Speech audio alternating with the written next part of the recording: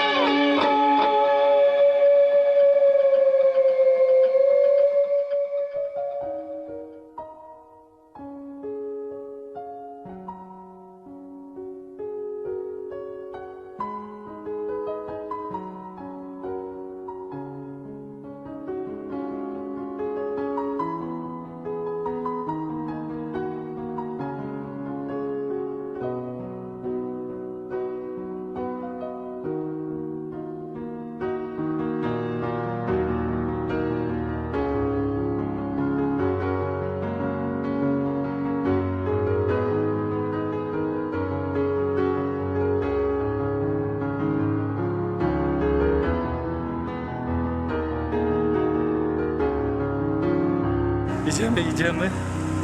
Jesteśmy blisko, mam nadzieję.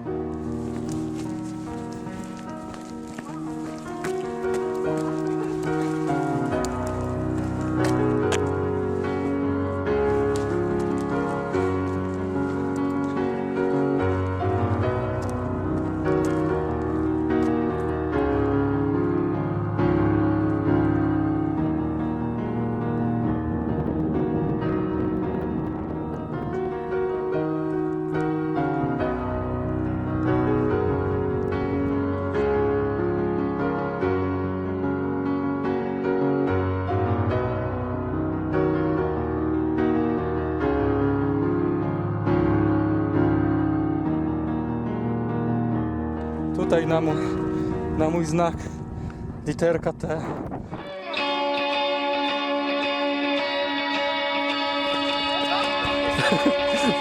Nie ma interwału, biegniemy. Czas nas goni. Już niedaleko.